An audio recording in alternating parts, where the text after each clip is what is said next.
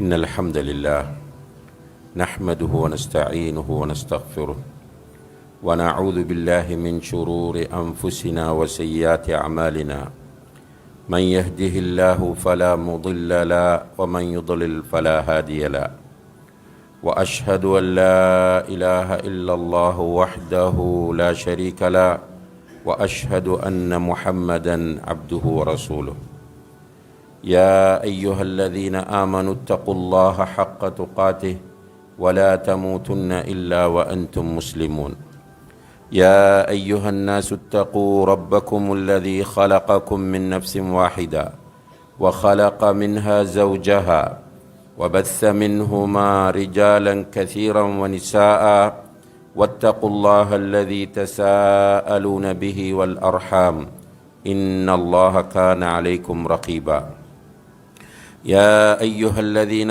آمنوا اتقوا الله وقولوا قولا سديدا يصلح لكم أعمالكم ويغفر لكم ذنوبكم ومن يطع الله ورسوله فقد فاز فوزا عظيما أما بعد فإن أصدق الحديث كتاب الله وخير الهدي هدي محمد صلى الله عليه وسلم وشر الأمور محدثاتها وكل محدثة بدعة وكل بدعة ضلالة وكل ضلالة في النار.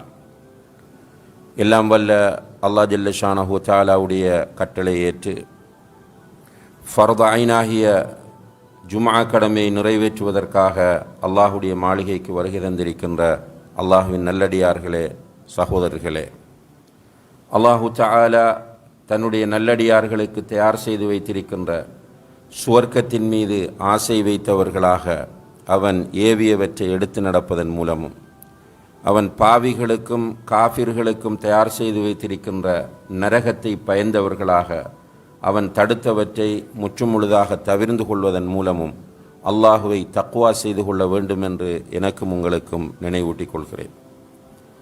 கண்ணியத்திற்குரிய பெரியோர்களே, சகோதரர்களே, அல்லாஹு தஆலா அல் குர்ஆனிலே இன்னத்தீன இந்தல்லாஹில் இஸ்லாம், அல்லாஹுடத்தில் மார்க்கம் என்றால் அது இஸ்லாம் தான் என்று சொல்கிறார். இன்னும் ஒரு இடத்திலே வமன் யப்தகி கைரல் இஸ்லாமி தீனன் ஃபலன் யுக்பல மின், இஸ்லாம் அல்லாத மார்க்கத்தை யார் தேர்வு செய்கிறாரோ அவரிடமிருந்து அது ஏற்றுக்கொள்ளப்பட மாட்டாது, மறுமை நாளையிலே அவர் மிகப்பெரிய நஷ்டவாளியாக வருவார் என்று சொல்கிறார். அதே போல அல் யௌம அக்மல்து லக்கும் தீனக்கும் வ அத்மம்து அலைக்கும் நிஅமதி வ ரதீது லக்கும் அல் இஸ்லாம தீனா, இன்றைய தினம் இஸ்லாத்தை உங்களுக்குரிய மார்க்கமாக நான் தீனாக பொருந்தி கொண்டு விட்டேன் என்று சொல்லி காட்டுகிறான். அல்லாஹ்விடத்திலே அங்கீகரிக்கப்பட்ட மார்க்கம் இஸ்லாம் என்பதிலே நாம் எல்லோரும் தெளிவாக இருக்க வேண்டும். இப்ராஹிம் அலைஹிஸ்ஸலாம் அவர்களும் இஸ்லாமிய மார்க்கத்தில் தான் இருந்தார்கள். அவர்கள் தன்னை அடையாளப்படுத்தும் போது நான் முஸ்லீம்களில் ஒருவன் என்றுதான் அடையாளப்படுத்தினார்கள். அந்த தொடரில்தான் நபிகள் நாயகம் ஸல்லல்லாஹு அலைஹி வஸல்லம் அவர்களும் வந்து இந்த இஸ்லாமிய மார்க்கத்தை அந்த மக்களுக்கு அறிமுகப்படுத்தி அவர்களும் முஸ்லீம்களில் அந்த காலத்தில் முதன்மையானவராக தன்னை அடையாளப்படுத்தினார்கள். ரசூல் ஸல்லல்லாஹு அலைஹி வஸல்லம் அவர்களுடைய வருகைக்கு பிறகு இந்த மார்க்கம் கொஞ்சம் கொஞ்சமாக பரவுகிறது. ரசூல் ஸல்லல்லாஹு அலைஹி வஸல்லம் அவர்கள் சொன்னார்கள், பதஅல் இஸ்லாமு கரீபா, இஸ்லாம் ஒரு அனாதரவான நிலையில்தான் ஆரம்பமானது என்றார்கள். கரீப் என்று சொன்னால் ஸ்ட்ரேஞ்சர் என்று சொல்வார்கள் ஆங்கிலத்திலே. ஒரு புதிய ஒருவரை ஊருக்குள் பார்த்தால் எல்லோரும் அவரை ஆச்சரியமாக பார்ப்பார்கள். அதுபோலதான் இஸ்லாம் வந்தபோது அங்கிருந்த மக்கள் அதை ஆச்சரியமாக பார்த்தார்கள். பிறகு அது படிப்படியாக வளர்ச்சி அடைந்து சுப்ஹானல்லாஹ், அல்லாஹுடைய மிகப்பெரிய ஏற்பாட்டில் ரசூல் ஸல்லல்லாஹு அலைஹி வஸல்லம் அவர்களுடைய 23 ஆண்டுகால உழைப்பில் அவர்களை ஏற்றுக்கொண்டு முஸ்லிம்களாக இருந்தவர்கள் சில அறிஞர்களுடைய கூற்றுப்படி 1,14,000 சஹாபாக்கள். நபி ஸல்லல்லாஹு அலைஹி வஸல்லம் அவர்களை ஈமான் கொண்டு அவர்களை நேரடியாக சந்தித்தவர்களாக 1,14,000 சஹாபாக்கள் இருந்திருக்கிறார்கள். 23 வருடங்களில் மக்கள் சனத்தொகை பெரிய அளவுக்கு இருக்கவில்லை. அங்கும் இங்கும் மக்கள் கலைந்து வாழ்ந்த காலத்திலேயே 1,14,000 பேர் சுமார் இஸ்லாத்தை ஏற்று சஹாபாக்களாக தங்களை பிரகடனப்படுத்தியிருந்தார்கள். வேகமாக இஸ்லாம் பரவியது. அதற்கு பிறகு இன்னும் வேகமாகிறது.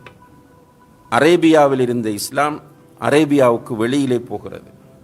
ரோம், பாரசீகம் என்று ஐரோப்பா, அதுபோல ஆப்பிரிக்கா, ஆசியாவின் எல்லா பக்கங்களுக்கும் என்று இந்த இஸ்லாம் பறந்து சென்று விரிவடைகிறது.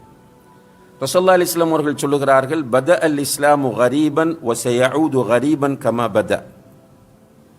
இஸ்லாம் அனாதரவான நிலையில் ஆரம்பமானது, மீண்டும் அப்படியான ஒரு அனாதரவான நிலைக்கு திரும்பும் என்று சொன்னார்கள். அந்த நேரத்தில் ஃபதூபா லில் குரபா, அனாதரவாக பார்க்கப்படக்கூடியவர்களுக்கு சுப செய்திகள், நல்வாழ்த்துக்கள் என்றும் சொன்னார்கள். இப்போ இஸ்லாத்தை சரியான முறையிலே பின்பற்ற வருகிறவர்கள் அந்த காலத்தில் அனாதரவானவர்களாக பார்க்கப்படுவார்கள், விசித்திரமானவர்களாக பார்க்கப்படுவார்கள். இருந்தாலும் அவர்கள் மார்க்கத்தில் பிடிப்போடும் பற்றோடும் இருப்பார்கள். அவர்களுக்கு என்னுடைய வாழ்த்துக்கள் என்று சொன்னார்கள். அந்த குரபாக்கள் என்பதற்கு விளக்கம் சொல்லும்போது, அல்லதீன யுஸ்லிஹூன மா அஃப்ஸதன் நாசு மின் சுன்னதி, என்னுடைய சுன்னாவை சீர்கெடுத்திருக்கிற காலகட்டத்தில் மக்கள் என்னுடைய சுன்னாவை சீர்கெடுத்திருப்பார்கள். அந்த நேரத்தில் சீர்திருத்த பணியில் ஈடுபட்டு சுன்னாவில் பற்றோடு இருக்கிறவர்கள் தான் குரபாக்கள் என்று சொன்னார்கள். அந்த குரபாக்களுக்கு என்னுடைய வாழ்த்துக்கள் என்று சொன்னார்கள். அன்புள்ள சகோதரிகளே, இன்று உலகத்திலே இருக்கிற மெஜாரிட்டி சமுதாயம் முஸ்லிம் சமுதாயம் தான். சில நேரம் உங்களுக்கு ஆச்சரியமாக இருக்கும் இந்த தகவலை சொல்லும்போது. பரவலாக கிறிஸ்தவர்கள் மெஜாரிட்டி சமுதாயம் என்றுதான் புள்ளி விபரம் சொல்லுகிறது. ஆனால் கிறிஸ்தவர்களை பொறுத்தவரையில் அவர்கள் புரட்டஸ்தாந்த், கத்தோலிக்கர்கள் என்று 2 பெரும் பிரிவினராக பிரிந்திருக்கிறார்கள். அவர்கள் ரெண்டும் மதம் போல தான் இருக்கிறார்கள். அதே போலதான் முஸ்லிம் சமுதாயத்திற்குள் ஷியாக்கள் என்ற ஒரு கூட்டமும் இருக்கிறார்கள். அவர்களும் ஒரு தனி மதம் போல தான் இருக்கிறார்கள். இந்த ஷியாக்களை முஸ்லிம்களில் எடுத்து பார்த்தால் ஒரு 6 முதல் 7 வீதம் தான் அவர்கள் இருக்கிறார்கள். முஸ்லிம்களில் ஷியாக்களுடைய எண்ணிக்கை 6 அல்லது 7 வீதமாக இருக்கிறது. மற்ற 93 வீதமும் அஹ்லு சுன்னா முஸ்லிம்கள் என்று சொல்லப்படுகிற முஸ்லிம்கள். அப்போ உலகத்தில் இருக்கிற மெஜாரிட்டி சமுதாயம் யார் என்று கேட்டால், கிறிஸ்தவர்களை 2ஆக பிரித்துவிட்டு முஸ்லிம்களையும் ஷியா சுன்னி என்று 2ஆக பிரித்துவிட்டு பார்த்தால், இந்த சுன்னி முஸ்லிம்கள், அஹ்லு சுன்னா முஸ்லிம்கள் தான் உலகத்திலே மெஜாரிட்டி சமுதாயமாக இருக்கிறார்கள். ஆனால் எல்லோருமே, மெஜாரிட்டி சமுதாயமாக இருக்கிற எல்லோருமே சரியான இஸ்லாத்தில் இருக்கிறார்களா? இது ஒரு பிரதானமான கேள்வியாகும். ஷியாக்களை விடுத்து மற்றவர்களை நீங்கள் பார்த்தால், அல் குர்ஆனியூன் என்று சொல்லக்கூடிய அவர்கள் தங்களை அஹ்லே குர்ஆன் என்று சொல்வார்கள். ஆனால் அஹ்லே குர்ஆன் என்று சொல்வதற்கு அவர்கள் தகுதியற்றவர்கள். குர்ஆனியூன் என்று அறிஞர்கள் அவர்களை அடையாளப்படுத்துகிறார்கள். குர்ஆன் மட்டும் போதும், சுன்னா தேவையில்லை என்கிற கருத்தோடு தங்களை முஸ்லீம்கள் என்று அழைத்து கொண்டு ஒரு பெரும் கூட்டம் இருக்கிறார்கள். அதுபோல நபிகள் நாயகம் ஸல்லல்லாஹு அலைஹி வஸல்லம் அவர்கள்தான் இறுதி தூதர். இதுதான் குர்ஆனும் ஹதீஸும் மிக உறுதியாக சொல்லக்கூடிய உண்மையாகும். அதை தாண்டி நபிகள் நாயகம் ஸல்லல்லாஹு அலைஹி வஸல்லம் அவர்களுக்கு பிறகும் ஒரு தூதர் வர முடியும் என்கிற மிக தெளிவான அகீதாவிலே வழிகட்டு போன ஒரு சாராரும் தங்களை அஹ்லு சுன்னா முஸ்லிம்கள் என்றுதான் சொல்லிக் கொண்டிருக்கிறார்கள். இதுபோல இணை வைத்தலை அடியோடு ஒழிப்பதற்காக வந்த மார்க்கம்தான் இஸ்லாம். இப்ராஹிம் அலைஹிஸ்ஸலாம் அவர்கள், அதற்கு முதல் நூஹ் அலைஹிஸ்ஸலாம் என்று வந்த ரசூல்மார்கள் எல்லோருமே இந்த சிலை வணக்கத்தையும் இணை வைத்தலையும் அடியோடு ஒழிக்க பாடுபட்டவர்கள். நபிகள் நாயகம் ஸல்லல்லாஹு அலைஹி வஸல்லம் அவர்கள் வந்து மக்காவில் காபாவில் இருந்த சிலைகளை எல்லாம் உடைக்கிறார்கள். அதுபோன்று எங்கெல்லாம் சிலைகள், கபறுகள் கட்டப்பட்டு வணங்கப்பட்டு கொண்டிருந்தனவோ அவற்றை எல்லாம் உடைக்கிறார்கள். உடைத்து தௌஹீதை நிலைநாட்டுகிறார்கள். ஆனால் இதற்கு மாற்றமாக மரணித்த மனிதர்களுடைய, அவர்கள் சில நேரங்களில் உண்மையிலே அவுலியாக்களாக இருக்கலாம், சில நேரங்களில் இல்லாமலும் இருக்கலாம், அல்லாஹு அலம். எப்படிப்பட்டவர்களாக இருந்தாலும் அவர்களுடைய கபர்களை கட்டி அங்கு போய் இபாதத்துகள் செய்து அந்த கபர்களிலே உள்ளவர்களுக்காக நேர்ச்சை செய்து அறுத்து பலியிட்டு அவர்களிடத்தில் தங்களுடைய தேவைகளை கேட்கக்கூடியவர்களும் இன்று தங்களை அஹ்லு சுன்னா முஸ்லிம்கள் என்றுதான் சொல்லிக் கொண்டிருக்கிறார்கள். இப்படி இந்த ஷியாக்கள் தவிர உள்ள மற்ற எல்லோரும் தங்களை அஹ்லு சுன்னா நாங்கள் தான் சரியான மார்க்கத்தில் இருக்கிறோம் என்று சொல்வதை நாம் பார்க்கிறோம். அன்புள்ள சகோதரர்களே, அல்லாஹ் குர்ஆனில் சொல்லுகிறான், யா அய்யுஹல்லதீன ஆமனு தக்குல்லாஹ ஹக்க துகாத்திஹ் வலா தமூதுன்ன இல்லா வ அன்தும் முஸ்லிமூன். ஈமான் கொண்டவர்களே, அல்லாஹுவை தக்வா செய்ய வேண்டிய சரியான முறையில் நீங்கள் தக்வா செய்து கொள்ளுங்கள், நீங்கள் முஸ்லிம்களாகவே அன்றி மரணிக்க வேண்டாம். அப்ப இந்த அழைப்பு யாருக்கென்றால் யா அய்யுஹல்லதீன ஆமனு, ஈமான் கொண்டவர்களை பார்த்துத்தான் அல்லாஹ் அழைக்கிறான். அல்லாஹுவை நம்பியவர்களை, ஈமான் கொள்ள வேண்டிய ஏனைய அம்சங்களை ஏற்றுக்கொண்டவர்களை பார்த்து அன்போடு அல்லாஹ் அழைத்து சொல்கிறான், நீங்கள் அல்லாஹுவை தக்வா செய்ய வேண்டிய சரியான முறையில் தக்வா செய்து கொள்ளுங்கள், நீங்கள் முஸ்லிம்களாகவே அன்றி மரணிக்க வேண்டாம். முஸ்லிம்களாக மரணிங்கள் என்று சொல்லல, முஸ்லிம்களாகவே அன்றி மரணிக்க வேண்டாம். அப்படின்னா என்ன மீனிங்? நீங்கள் முஸ்லிம்களாகத்தான் மரணிக்க வேண்டும், அதிலிருந்து நீங்கள் சருகி விடாதீர்கள் என்பதை அல்லாஹ் வலியுறுத்தி சொல்லுகிறான். இப்போ முஸ்லிம்களாகவே அன்றி மரணிக்க வேண்டாம் என்று அல்லாஹ் சொன்னால் சரியான இஸ்லாம் நமக்கு கிடைக்க வேண்டும், சரியான இஸ்லாத்தை நாம் பின்பற்ற வேண்டும். அன்புள்ள சகோதரர்களே, இஸ்லாத்திற்குள் சரியான இஸ்லாம் பிழையான இஸ்லாம் என்று வருமா என்று கேட்டால் அல்லாஹுடைய தூதர் ஸல்லல்லாஹு அலைஹி வஸல்லம் அவர்கள் முன்னறிவிப்பு செய்து விட்டு சென்றார்கள். இர்பாது இப்னு சாரியா ரலியல்லாஹு அன்ஹு என்கிற நபித்தோழர் சொல்கிறார், ஒரு நாள் அல்லாஹுடைய தூதர் ஸல்லல்லாஹு அலைஹி வஸல்லம் அவர்கள் எங்கள் முன்னால் எழுந்து ஒரு உரை ஆற்றினார்கள். அந்த உரை உருக்கமான உரையாக இருந்தது. அந்த உரை எங்களுடைய உள்ளங்களை டச் பண்ணியது. எங்களுடைய உள்ளங்கள் பயந்து போய் கண்களில் இருந்து கண்ணீர் வடிந்து கொண்டிருந்தன. இருந்தவர்கள் எல்லோரும் அழுது கொண்டிருக்கிறார்கள். அப்போது ஒருவர் எழுந்து கேட்கிறார், கஅன்னஹா மௌஇதத்து முவத்திஇன் ஃபஅவ்ஸினா யா ரசூலல்லாஹ். நீங்கள் செய்கிற உபதேசத்தை பார்த்தால் விடை பெறுகிற ஒருவருடைய உபதேசம் போன்று இது இருக்கிறது, எனவே எங்களுக்கு வசியத் செய்யுங்கள் என்று கேட்கிறார்கள். விடை பெறுகிற ஒருவருடைய உபதேசம் போன்று இருக்கிறது, வசியத் செய்யுங்கள். அப்போ அந்த வசியத் என்பது மரண தருவாயில் ஒருவர் செய்கிற ஒரு முக்கியமான அம்சம். வசியத்தாக ஏதாவது சொல்லுங்கள் என்று கேட்டதும் அல்லாஹுடைய தூதர் ஸல்லல்லாஹு அலைஹி வஸல்லம் அவர்கள் சொன்னார்கள், ஊசிக்கும் பித்தக்வல்லாஹ், உங்களுக்கு நான் செய்கிற வசியத் தக்வல்லாஹ், அல்லாஹ்வை நீங்கள் தக்வா செய்து கொள்ள வேண்டும். இரண்டாவது வஸ்ஸம்இ வத்தாஅ, உங்களுக்கென்று ஒருவர் பொறுப்பாக்கப்பட்டு விட்டால், ஆட்சி அதிகாரம் கொடுக்கப்பட்டு பொறுப்பாக்கப்பட்டு விட்டால் அவர் சொல்வதை கேட்டு அவருக்கு நீங்கள் கட்டுப்பட வேண்டும். அதுக்குரிய வரையறைகள் வர ஹதீஸ்களில் சொல்லிட்டாங்க. லா தாஅத லி மக்லூகின் ஃபீ மஅசியத்தில் ஹாலிக், படைத்தவனுக்கு மாறு செய்கிற விஷயத்தில் படைப்புகளுக்கு கட்டுப்பட தேவையில்லை. அப்போ படைத்தவனுக்கு மாறு செய்யாத நிலையில் உங்களுடைய அதிகாரி உங்களுக்கு ஒரு விஷயத்தை ஏவினால் அவர் சொல்வதை கேட்டு நீங்கள் கட்டுப்படுங்கள். இது இரண்டாவது வசியத். வேறு ரிவாயத்துகளில் அப்படி வரக்கூடிய ஒருவர் ஒரு அபிசீனிய நாட்டு அடிமை போல இருந்தாலும் பிரச்சனை இல்லை, அவர் உங்களுக்கென்று அதிகாரியாக ஆக்கப்பட்டு விட்டால் அவர் சொல்வதை கேட்டு நீங்கள் கட்டுப்பட வேண்டும் என்று சொன்னார். இந்த ரெண்டு செய்தியையும் சொல்லிவிட்டு சொன்னார்கள், ஒரு முன்னறிவிப்பு செய்கிறார்கள், ஒரு எச்சரிக்கை செய்கிறார். ஈயாக்கும் வ முஹ்தஸாத்தில் உமூர், மார்க்கத்தில் புதிதாக உண்டு பண்ணப்படக்கூடிய விஷயங்களை நான் உங்களுக்கு எச்சரிக்கை செய்கிறேன் என்றார்கள். அத்தீன் என்பது இஸ்லாம்.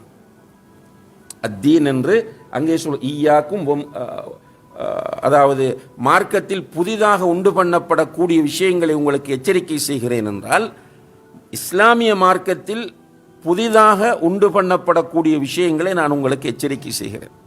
இதிலிருந்து என்ன புரிகிறது?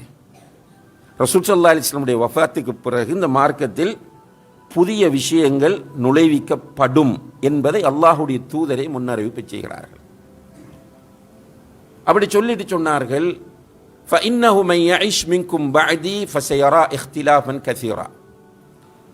எனக்கு பிறகு உங்களில் உயிர் வாழக்கூடியவர் மார்க்கத்தில் நிறைய கருத்து வேறுபாடுகளை காண்பார். சொல்றது யாரு? நபிகள் நாயகம் ஸல்லல்லாஹு அலைஹி வஸல்லம். அவர்கள் வஹியை கொண்டே அன்று பேச மாட்டார்கள். அவங்க பேசுறது வஹி. அப்ப எந்த அடிப்படையில் இந்த முன்னறிவிப்பு செய்கிறார்? அல்லாஹ்விடமிருந்து பெற்று முன்னறிவிப்பு செய்கிறார்கள். உங்களில் யார் உயிரோடு இருக்கிறார்களோ அவர்கள் மார்க்கத்தில் நிறைய கருத்து வேறுபாடுகளை காண்பார்கள். இப்போ ரசூல் ஸல்லல்லாஹு அலைஹி வஸல்லம் அவர்கள் முன்னறிவிப்பு செய்வது வஹி. அவர்கள் முன்னறிவிப்பு செய்தபடி இந்த சமுதாயத்தில் மார்க்கத்தின் பேரால் கருத்து வேறுபாடுகள் வரவில்லை என்றால் அல்லாஹுடைய தூதர் போலியாக வேண்டும். அவர் ஒரு உண்மையான ரசூலாக இருக்க முடியாது. அவர் ஒரு உண்மையான ரசூலாக இருப்பதாக இருந்தால் அவர் சொன்னது நடக்க வேண்டும். அந்த அடிப்படையில் அன்புள்ள சகோதரர்களே, இந்த மார்க்கத்தில் ரசூல் ஸல்லல்லாஹு அலைஹி வஸல்லம் அவர்களுடைய வஃபாத்திற்கு பிறகு நிறைய கருத்து வேறுபாடுகள் தோன்ற ஆரம்பித்து விட்டன. குறிப்பாக ரசூல் ஸல்லல்லாஹு அலைஹி வஸல்லம் அவர்கள் வஃபாத்தான உடன் ஒரு கூட்டம், போர்டரில் இருந்த ஒரு கூட்டம், நாங்கள் ஜக்காத் தர மாட்டோம் என்று மறுக்க ஆரம்பித்து விட்டார்கள். அப்ப மார்க்கத்தில் இஸ்லாத்தில் பிழையான இஸ்லாம் இருக்குமானால் தெளிவாகவே அல்லாஹ்வுடைய தூதர் முன்னறிவிப்பு செய்திருக்கிறார்கள். அங்கே நாம் அந்த வழிகேட்டை பார்க்கிறோம். ஜக்காத் இஸ்லாத்தின் கடமைகளுள் மிக பிரதானமான 5 கடமைகளுள் மிக பிரதானமான ஒன்று. அந்த ஜக்காத்தை தர மாட்டோம் என்று ஒரு சாரார் மறுத்துவிட்டு போகிறார்கள். இன்னமொரு பக்கம் பார்த்தால் தங்களை முஸ்லீம்கள் என்று சொல்லிக் கொண்டிருந்த சிலர் எங்களுக்கு வஹி வருகிறது, நான் நபி என்று சொல்லி வாதாடுகிறார்கள். எனக்கு வஹி வருகிறது, நானும் ஒரு நபி என்று வாதாடுகிறார். அப்ப மார்க்கத்தின் பேரில் அடுத்த பிரச்சனை வருகிறது. அப்போ ரசூல் ஸல்லல்லாஹு அலைஹி வஸல்லம் அவர்கள் சொன்னபடி மார்க்கத்தின் பேரில் நிறைய கருத்து வேறுபாடுகள் ரசூல் ஸல்லல்லாஹு அலைஹி வஸல்லம் உடைய வஃபாத்துடன் ஆரம்பிக்க துவங்கிவிட்டது. அன்புள்ள சகோதரர்களே, இப்போ நமக்குள்ள கடமை என்னவென்றால், வலா தமூதுன்ன இல்லா வ அன்தும் முஸ்லிமூன், நீங்கள் முஸ்லிம்களாகவே அன்றி மரணிக்க வேண்டாம். இதுதான் என்ற டியூட்டி. இந்த உலகத்தில் நான் படைக்கப்பட்டிருப்பது இந்த விஷயத்திற்காகத்தான். எதற்காக? அல்லாஹுவை சரியாக ஈமான் கொண்டு ஒரு முஸ்லிமாக வாழ்ந்து மரணிக்க வேண்டும் என்பதற்காகத்தான் படைக்கப்பட்டிருக்கிறேன். வேறு இந்த பொருளாதாரத்தை தேடுவதற்கோ பட்டம் பதவிகளை பெறுவதற்கோ அல்ல. ஏனென்றால் இந்த உலகத்தில் எதுவும் நிரந்தரமானதும் அல்ல. இங்கே இருக்கிற ஒரு 40 வயதை தாண்டியவர்கள் எல்லோருமே நம்ம சின்ன பிள்ளைகளாக இருந்தவர்கள், வாலிபர்களாக இருந்தவர்கள். இப்போ 40 தாண்டிட்டு இப்போ சேர்களில் உட்கார்ந்துட்டு இருக்கிறோம். இருந்த எழும்பேலாத நிலை, ஓடி திரிந்த வாலிபர்கள், ஸ்போர்ட்ஸ் செய்த வாலிபர்கள். இதுதான் உலக வாழ்க்கையின் நிலை. எதுவுமே நீடிக்காது, நிலைக்காது. இந்த உலகத்தில் எல்லாமே போய்விடும். ஒரு குடும்பம் போனால் மாஷா அல்லாஹ் எத்தனை பிள்ளைகள், 5 பிள்ளைகள் 7 பிள்ளைகள், கலகலப்பாக மகிழ்ச்சியாக இருக்கிறது. ஒரு 25 வருஷத்துக்கு பிறகு திரும்ப மீட் பண்ணா 2 பேரும் ஒரு மூலையில் உட்கார்ந்துட்டு இருக்கிறான், ஹஸ்பண்ட் ஒய்ஃப். எங்கள் பிள்ளைகள் எல்லாம் கல்யாணம் முடிச்சு போயிட்டாங்க. ஒருவர் ஆஸ்திரேலியாவில், ஒருவர் துபாயில், ஒருவர் கத்தாரில், ஒருவர் சவுதியிலன்னு சொல்கிறாங்க, ஒருவர் கொழும்புலன்னு சொல்கிறாங்க.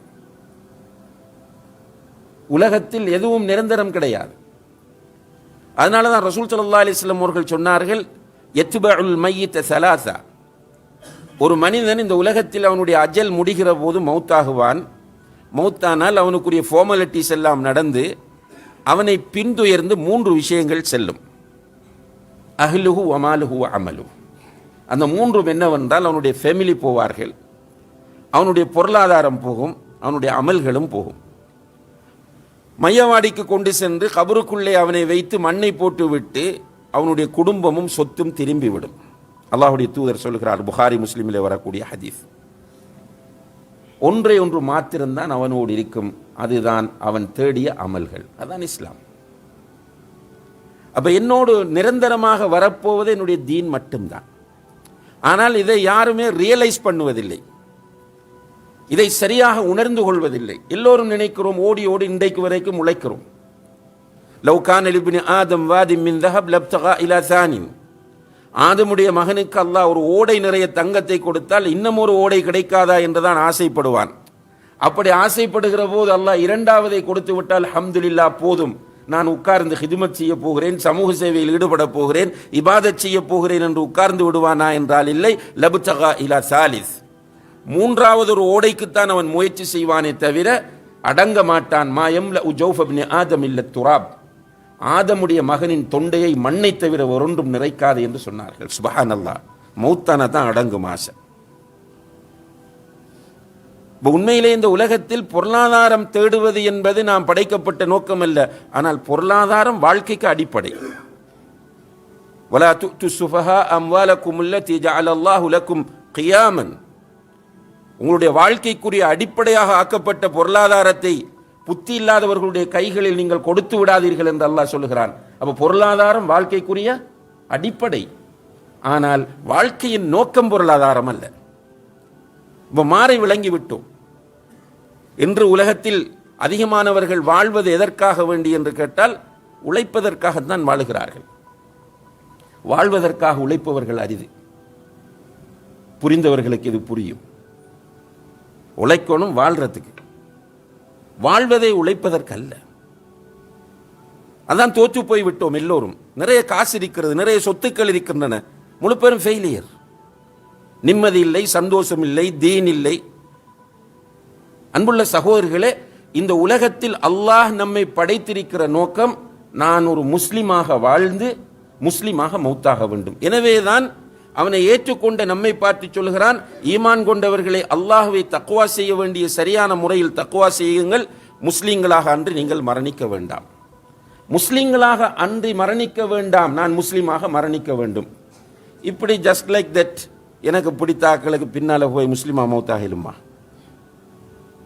இப்ப நம்மட நிலைமை என்ன சகோதரர்களே? உங்களுடைய பேசிக் லாஜிக் இருக்கிறது, உங்களுடைய அடிப்படையான சில நம்பிக்கைகளும் சில பதிவுகளும் உங்களிடம் இருக்கு. உங்களோட பதிவுக்கும் உங்களுடைய நம்பிக்கைக்கும் ஏற்ப ஒருவர் வந்து பேசினால் அவர் சொல்வது சரி, அல்லது உங்களுடைய மனதுக்கு பிடித்த ஒருவர் வந்து ஏதாவது உங்களுக்கு சொன்னால் அது சரி. இதுதான் இன்று தீனுடைய நிலைமை. நம்முடைய குடும்பத்தில் ஒரு பேணுதலான மனிதர் வருகிறார். அந்த பேணுதலான மனிதர் வக்துக்கு தொழுகிறார். அவர் ஒரு பிரச்சனை வரும்போது சொல்லுகிறார், உங்களோட பிள்ளைட பிரச்சனை தீரணும் என்றால் இவருக்காக ஒரு ஆட்டை நேர்ச்சி செய்யுங்கள் என்று சொல்றார். நம்ம செய்கிறோம். இது ஒரு பக்கம். இன்னும் பக்கம் ஒருவர் சொல்றார், உங்களோட பிள்ளைட பிரச்சனை தீரணும் என்றால் ஒரு அச்சிரம் கட்டுங்க, ஒரு தாயத்து கட்டுங்கன்னு சொல்றார். நம்புறோம், பின்னால போறோம். இன்னும் ஒருவர் வந்து சொல்றார், உங்களோட கடையில பிசினஸ் இல்லைன்னு புலம்பாதீங்க, நீங்க யாசின் ஓதுங்க, கடைக்குள்ள சரியாகும் என்றார். பின்னால போறோம். இப்படி ஒவ்வொருவருக்கும் பிடித்தவர்களுக்கு பின்னால் போகிற ஒரு நிலையில் தான் நாம் இன்று இருந்து கொண்டிருக்கிறோம். இஸ்லாம் என்றால் என்ன என்று தேடக்கூடியவர்கள் மிக அரிதாகவே இருக்கிறார்கள். இஸ்லாம் என்று சொன்னால் ரசூல் ஸல்லல்லாஹு அலைஹி வஸல்லம் அவர்கள் எந்த இஸ்லாத்தை நமக்கு விட்டு சென்றார்களோ அதுதான் இஸ்லாம். ஹஜ்ஜத்துல் விதாவில் வைத்து ரசூலுல்லாஹி அலைஹி வஸல்லமுடைய இறுதி ஹஜ் அரஃபா மைதானத்தில் வைத்து சூரத்துல் மாஇதா என்கிற 5வது அத்தியாயத்தின் 2வது வசனத்தை அல்லாஹு தஆலா இறக்கி வைக்கிறார்.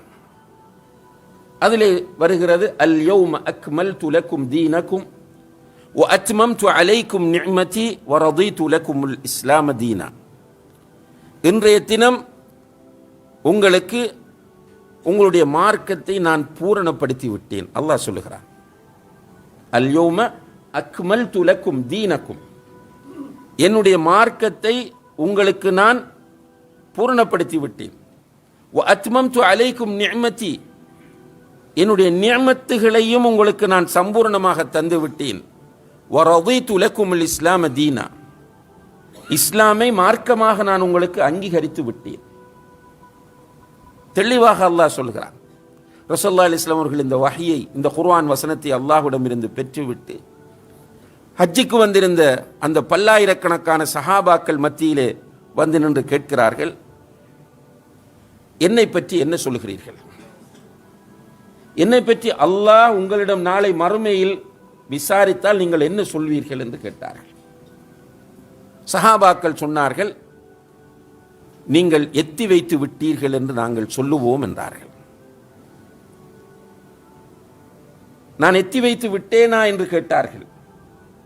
ஆம் யா ரசூலல்லாஹ், நீங்கள் எத்தி வைத்து விட்டீர்கள் என்று சொன்னார்கள். உடனே அல்லாஹ்வுடைய தூதர் தன்னுடைய விரலை வானத்தை நோக்கி உயர்த்தி அல்லாஹும்ம ஃபஷ்ஹத், யா அல்லாஹ் இதற்கு நீயே சாட்சி என்று சொன்னார்கள். அல்லாஹ் நபியை பார்த்து வெரி ஸ்ட்ராங்காக சொன்னான், யா அய்யுஹர் ரசூல் பல்லிக் மா உன்சில இலைக மிர் ரப்பிக், நபியே ரசூலே உமக்கு உன்னுடைய தூதர் அல்லாஹ்விடமிருந்து தரப்பட்ட வஹியை நீ எத்தி வைத்து விடு. ஃபஇல்லம் தஃஅல் ஃபமா பல்லக்த ரிசாலத்தஹு, நீ அந்த அந்த வஹியை எத்தி வைக்க தவறினால் உனக்கு தரப்பட்ட தூதுத்துவத்தை நீ எத்தி வைக்கவில்லை, மோசடி செய்து விட்டாய். சூரத்துல் மாயிதாவிலேயே அல்லாஹு தஆலா சொல்லி காட்டுகிறான். அல்லாஹ்வுடைய தூதர் முழுமையாக இந்த மார்க்கத்தை எத்தி வைத்து விட்டு தான் மௌத்தானார்கள். இதில் யாருக்காவது டவுட் இருக்கிறதா? இந்த உலகத்தில் வந்த எந்த ஒரு நபியாக இருந்தாலும் அவர்களுடைய சமுதாயத்திற்கு சுவர்க்கத்திற்கு இட்டுச் செல்லக்கூடிய அனைத்தையும் அந்த தூதர் எத்தி வைக்காமல் போனதில்லை. அதே போல அவருடைய சமுதாயத்திற்கு நரகத்திற்கு இட்டுச் செல்லக்கூடிய எதையும் தடுக்காமல் அவர் போனதும் இல்லை. இது ஹதீஸ். இப்போ முன்னால் வந்த ரசூல்மார்கள் நபிமார்கள் எவைகளெல்லாம் மக்களை சுவர்க்கத்திற்கு இட்டுச் செல்லுமோ அவை அனைத்தையும் அவர்களுடைய மக்களுக்கு சொல்லிக் கொடுத்தார்கள். எவைகளெல்லாம் நரகத்திற்கு இட்டுச் செல்லுமோ அவை அனைத்தையும் எச்சரிக்கை செய்தார்கள். அல்லாஹுடைய தூதர் இறுதி தூதர் முஹம்மது முஸ்தபா ஸல்லல்லாஹு அலைஹி வஸல்லம் அவர்கள் அப்படி செய்யாமல் போயிருப்பார்கள் என்று யாராவது ஒருவர் சொல்ல முடியுமா? நிச்சயமாக முடியாது. அல்லாஹுடைய தூதர் ஸல்லல்லாஹு அலைஹி வஸல்லம் அவர்கள் அவ்வளவையும் எத்தி வைத்தார்கள். சுவர்க்கத்திற்கு இட்டுச் செல்லக்கூடிய அனைத்தையும் சொல்லிக் கொடுத்தார்கள். A to Z, அலிஃபிலிருந்து யா வரைக்கும் எதுவெல்லாம் மார்க்கம் என்று இருந்ததோ அத்தனையும் சொல்லித் தந்தார்கள். எந்த அளவுக்கென்றால் யூதர்கள் கேலியாக சொன்னார்கள், உங்களுடைய தூதர் நீங்கள் டாய்லெட்டுகளில் எப்படி நடந்து கொள்ள வேண்டும் என்பதையும் உங்களுக்கு சொல்லித் தந்திருக்கிறார் அல்லவா என்று கேலியாக சொன்னபோது சஹாபாக்கள் அதை பெருமையாக எடுத்து சொன்னார்கள், ஆம் எங்களுடைய தூதர் எல்லாவற்றையும் சொல்லித் தந்திருக்கிறார். நன்றாக நிதானமாக நம்ம யோசிக்க வேண்டும் சகோதரர்களே. சும்மா ஒரு சின்ன எக்ஸாம்பிள்.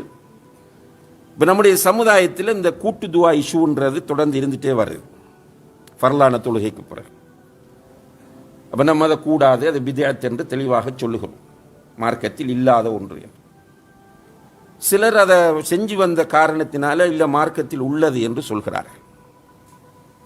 நம்ம என்ன சொல்கிறோம் என்றால், மார்க்கம் என்றால் குர்ஆனில் வர வேண்டும், ஹதீஸில் வர வேண்டும். அல்லாஹுடைய தூதர் சுவர்க்கத்திற்கு இட்டுச் செல்லக்கூடிய அனைத்தையும் சொல்லி தந்திருக்கிறார்கள், நரகத்திற்கு இட்டுச் செல்லக்கூடிய அனைத்தையும் எச்சரிக்கை செய்திருக்கிறார்கள்.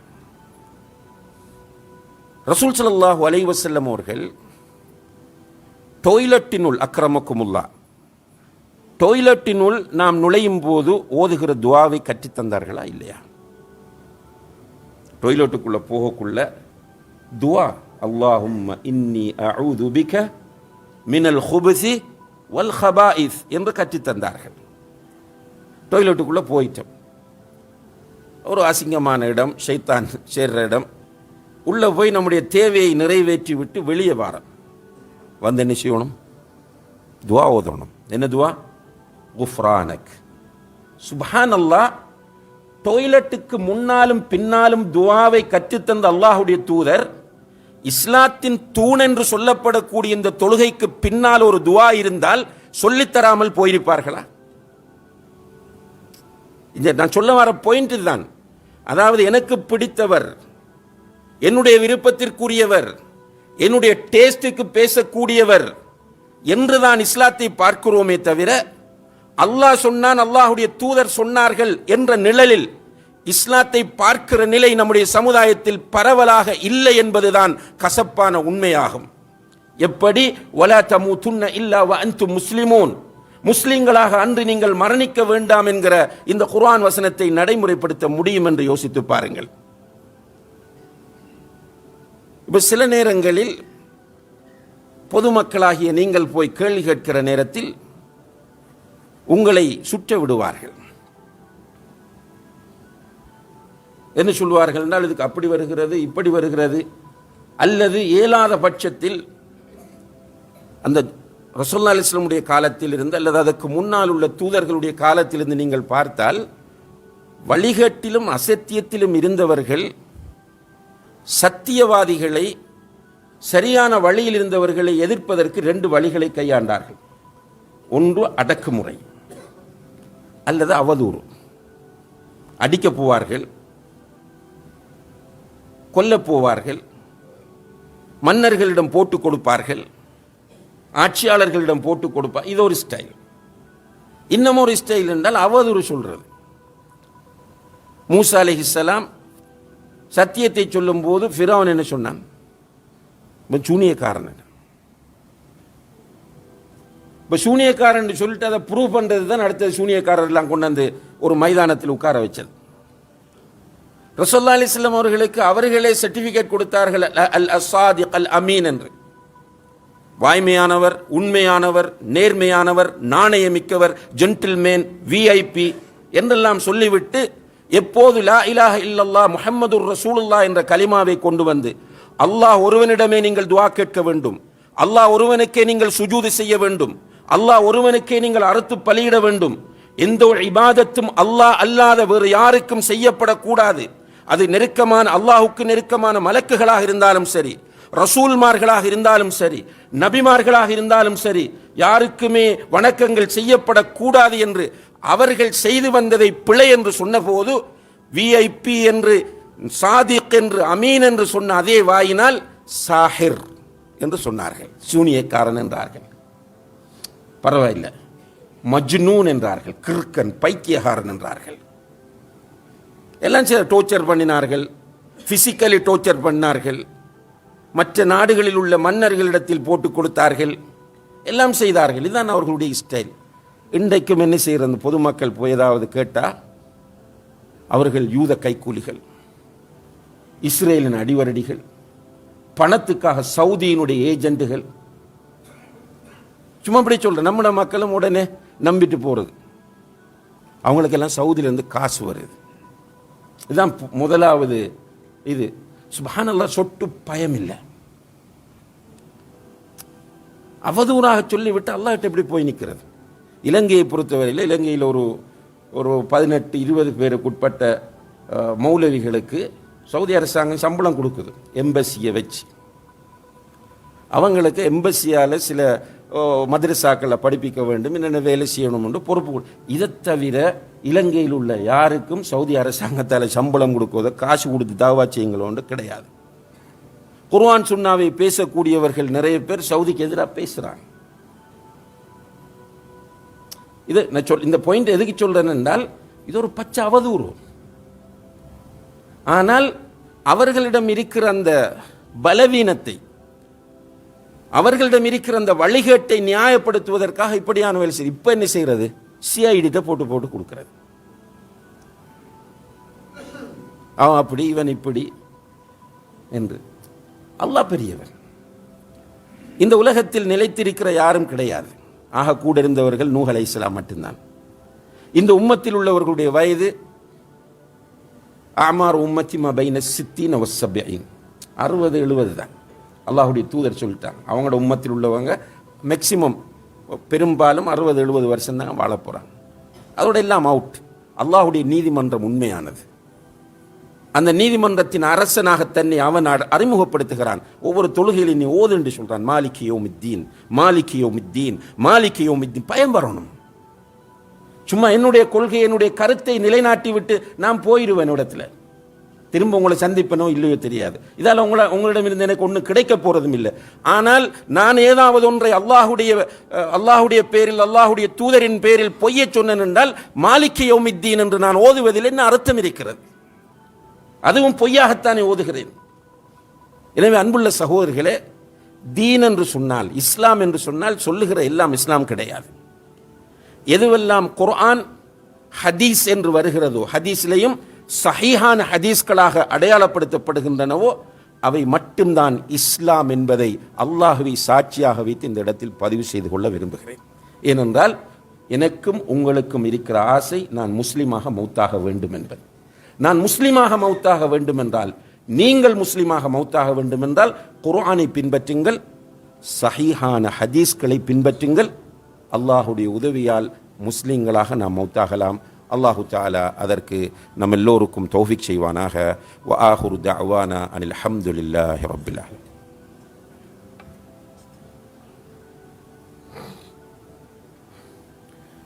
அல்ஹம்துலில்லாஹி ரப்பில் ஆலமீன் வல் ஆகிபத்து லில் முத்தகீன் ولا عدوان إلا على الظالمين والصلاة والسلام على أشرف الأنبياء والمرسلين وعلى آله وأصحابه أجمعين أما بعد. கணியத்திற்குரிய பெரியோர்களே, சகோதரர்களே, அல் குர்ஆனையும் சஹீஹான ஹதீஸையும் பின்பற்றுவதில் தான் வெற்றி இருக்கிறது. அல் குர்ஆனும் சஹீஹான ஹதீஸும் தான் இஸ்லாம். ஆனால் இன்றைக்கு நீங்கள் பார்க்கலாம், அல் குர்ஆன் சஹீஹான ஹதீஸ் என்று பேசி பேசி பிள்ளைகளை சொல்கிறார்கள். காதியானிகளிடம் போய் கேட்டால் அவங்களும் குர்ஆன் ஹதீஸ் தான். அவுலியாக்களை வணங்குகிறவரிடம் போய் கேட்டால் அவர்களும் குர்ஆன் ஹதீஸ் தான். அதுபோல பிழையான சில இஸ்லாத்தின் மீது களங்கத்தை ஏற்படுத்தக்கூடிய கருத்துக்களை முன்வைக்கிறவர்களிடம் போய் கேட்டாலும் குர்ஆன் ஹதீஸ் தான்.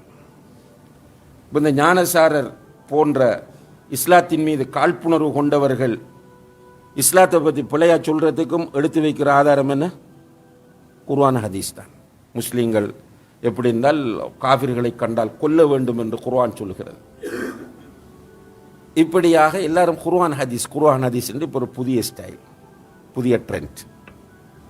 இந்த குர்ஆன் ஹதீஸை தான் நாம் பின்பற்ற வேண்டும் என்பதில் இரண்டாவது கருத்து நம்மிடம் இருக்கக்கூடாது. அப்படி யாரிடமாவது குர்ஆன் ஹதீஸை பின்பற்ற தேவையில்லை என்ற கருத்து இருந்தால் அவர் தெளிவான வழிகேட்டில் இருக்கிறார். இது அல்லாஹ்வின் மீது சத்தியம். ஆனால் குர்ஆனையும் ஹதீஸையும் புரிய வருகிற போது நம்மட மூப்புக்கு புரியக்கூடாது. அப்படி புரிஞ்ச அந்த நிலைமை நீடிச்சுட்டே இருக்கும். நம்ம என்ன சொல்றோம் என்றால், குர்ஆன் ஹதீஸை தான் பின்பற்ற வேண்டும். அதில் சொல்லப்பட்ட விஷயங்களை புரிகிற போது சஹாபாக்களுடைய புரிதலுக்கு முதலிடம் கொடுக்க வேண்டும்.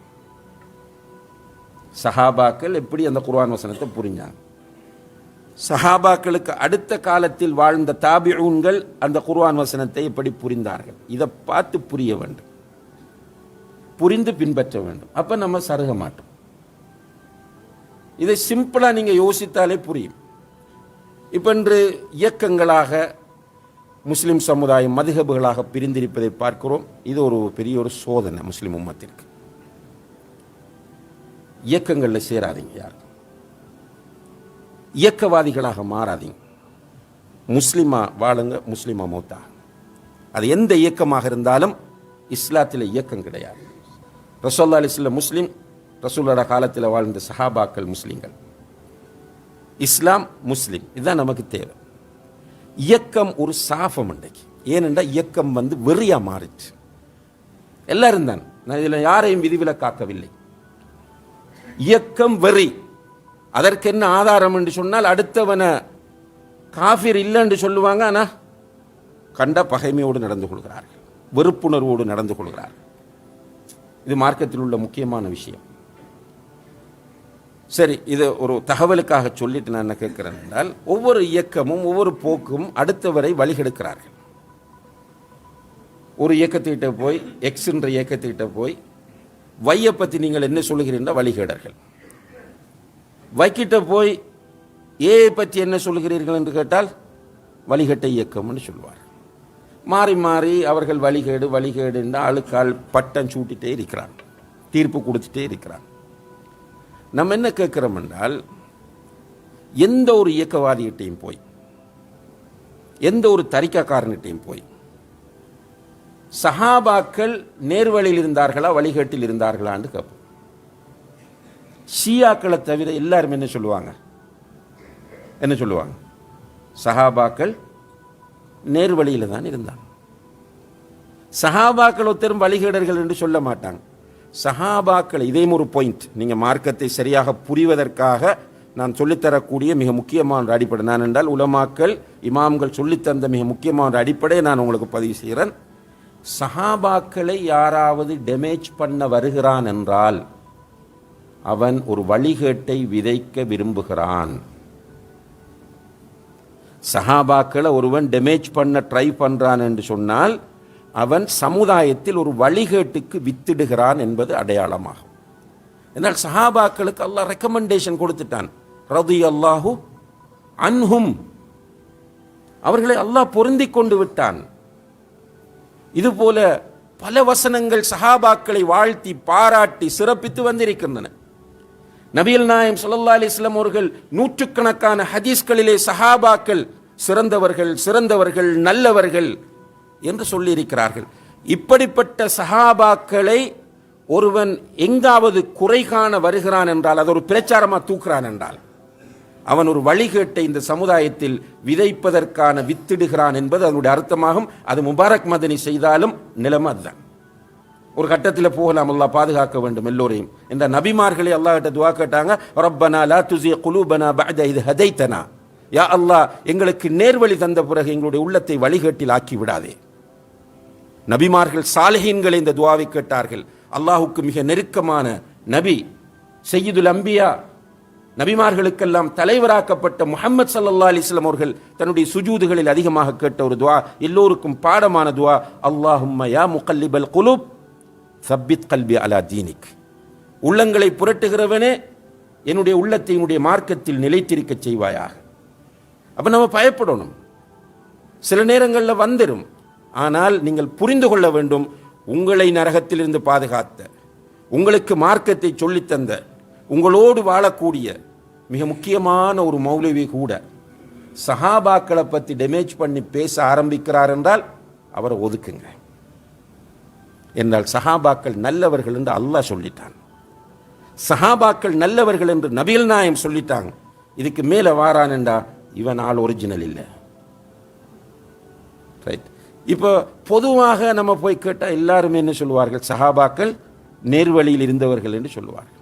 இப்போ நம்ம சொல்கிறோம், நேர்வழியில் இருந்த சஹாபாக்கள் புரிஞ்சு கொண்ட மாதிரி குர்ஆனையும் ஹதீஸையும் புரிஞ்சிட்டோம்டா ஒரு சிக்கலும் இல்லை, தப்பிரலாம். அந்த சஹாபாக்கள் வழிகேட்டிலிருந்து அல்லாஹுடைய தூதர் கண்டிச்சிருப்பாங்க, உயிரோடு இருக்கக்குள்ள சொல்லியிருப்பாங்க, நீங்கள் செய்கிறதெல்லாம் தப்பு என்று. அவங்களோட டியூட்டி அதுதான். சஹாபாக்கள் புரிந்த முறையில் புரிகிறது. உதாரணமாக அன்புள்ள சகோதரிகளே, இந்த இஸ்லாத்தின் சில கூறுகளாக பிரிக்கிற ஒரு கூட்டம் இருக்கிறார்கள். என்னது? ஷரியத், தரீகத், ஹகீகத், மாரிஃபத் என்று பிரிக்கிற ஒரு கூட்டம் இருக்கு. இதில் ஷரியத்துண்டா இப்போ சும்மா பாமர மக்கள் தொழுதுட்டு நோன்பு பிடிச்சிட்டு கிடக்கிறாக்கள் அப்படி தான் சொல்லுவாங்க அவங்க ஷரியத். மாரிஃபத் என்பது டாப், ஆக உச்சகட்டம். மாரிஃபத்துடைய நிலையை ஒருவர் அடைந்து விட்டால் அவர் இபாதத் செய்ய வேண்டிய தேவையில்லை. இதில் இந்த ஊரின் இந்த இதை இப்படி பிரித்து இதில் எக்ஸ்ட்ரீமாக போகக்கூடியவர்கள் என்ன சொல்லுவாங்க என்றால், மாரிஃபத்துடைய ஸ்டேஜை ஒருவர் அடைந்து விட்டால் அப்தும் ரப்பும் ஒன்றாகி விடுவார்கள். அப்தும் ரப்பும் ஒன்றாகி விடுவார்கள். அப்போ தொலை தேவையில்லை, நோன்பு பிடிக்க தேவையில்லை, ஜக்காத்து கொடுக்க எந்த இபாதத்தையும் செய்ய தேவையில்லை. அவங்க என்ன மாரிஃபத்தை அடைஞ்சிட்டாங்க. என்ன ஆதாரம் என்று கேட்டால் அவங்க சொல்கிற ஆதாரம் என்ன தெரியுமா? வஅபுது ரப்பக ஹத்தா யஅதியக்கல் யகீன் என்ற குர்ஆன் வசனம். உனக்கு யகீன் வருகிற வரை உன்னுடைய ரப்பை நீ வணங்கு. யகீன் என்றால் மாரிஃபா. அதுக்கு மேலே தேவையில்லைன்னு அல்லாஹ்வை சொன்னதுக்கு பிறகு நீங்கள் தடுமாறுறீங்க. இப்போ நம்ம என்ன சொல்கிறோம் என்றால், இந்த குர்ஆனை விளங்குவது என்பது சஹாபாக்கள் எப்படி விளங்கினாங்க. பொதுவாக குர்ஆனை சஹாபாக்கள் விளங்கும் போது குர்ஆனை கொண்டு குர்ஆனை விளங்கினார்கள். இது முதல் விஷயம். அதே போல் ஹதீஸை கொண்டு குர்ஆனை விளங்கி, இது சஹாபாக்களுடைய ஸ்டைல். குர்ஆனை வைத்து குர்ஆனை விளங்குவார்கள். ஒரு குர்ஆன் வசனத்தை இன்னொரு குர்ஆன் வசனத்தை வைத்து விளங்குவார்கள். ஒரு குர்ஆன் வசனத்தை விளங்கும் அது சம்பந்தமாக வர ஹதீஸ்களை எல்லாம் எடுத்து விளங்குவார்கள். இப்படி அவர்கள் விளங்கினாங்க. இது பொது விஷயம். குறிப்பாக இந்த வசனத்திற்கு சஹாபாக்கள் என்ன விளக்கம் சொல்றாங்க என்றால், இப்னு அப்பாஸ் ரலியல்லாஹு அன்ஹுமா என்கிற சஹாபி தப்சீர் ஆசிரியர் இமாம் சொல்லுகிறார், வஅபுது ரப்பக ஹத்தா யஅதியக்கல் யகீன் என்று அல்லாஹ் இங்கே சொல்லுகிற அல் யகீன் என்பது அல் மௌத் என்பதாகும். மௌத்துன்னா என்ன? மரணம். அப்போ வஅபுது ரப்பக ஹத்தா யஅதியக்கல் யகீன், உனக்கு யகீன் வரும் வரை உன்னுடைய ரப்பை வணங்கு என்றால் என்ன அர்த்தம்? மௌத்தாகும் வரையும் உன்னுடைய ரப்பை நீ வணங்கு. இடையில இந்த ஆள் மாதிரி வேலை பார்க்காத. அப்போ சஹாபாக்கள் புரிந்து கொண்ட முறையில் குர்ஆனை புரிந்தால், ஹதீஸை புரிந்தால் நேர்வழியில் இருப்போம், இஸ்லாத்தில் இருப்போம். இது ஒரு உதாரணம். உண்மையில் இந்த தலைப்பு ஒரு ஆழமான நீளமான தலைப்பு. இருந்தாலும் கூட சுருக்கமாக இந்த குறிப்பிட்ட நேரத்திற்குள் அதிலே உங்களோட நேரத்தை நான் மேலதிகமாக எடுத்து விட்டேன் என்று நினைக்கிறேன். அல்லாஹு தஆலா அவனுடைய மார்க்கத்தில் நமக்கு தெளிவை தர வேண்டும், உறுதியை தர வேண்டும். நான் ஒரு முஸ்லிமாக வாழ்ந்து முஸ்லிமாக மரணிக்க வேண்டும் என்ற ஒரு கொள்கை பிடிப்பை, ஒரு வைராக்கியத்தை அல்லாஹு தஆலா நம் எல்லோருக்கும் தர வேண்டும். எவர் என்ன செய்தாலும் சரி, அல்லாஹ் சொல்வதையும் அல்லாஹுடைய தூதர் சொல்வதையும் காட்டுவதையும் தான் நான் பின்பற்றுவேன். சஹாபாக்கள் அதை எப்படி புரிந்தார்களோ அந்த அடிப்படையில் புரிந்து நான் செய்வேன் என்கிற அந்த கொள்கையோடு இருந்து மௌத்தாக நாம் எல்லோரும் முயற்சி செய்ய வேண்டும். எல்லாம் வல்ல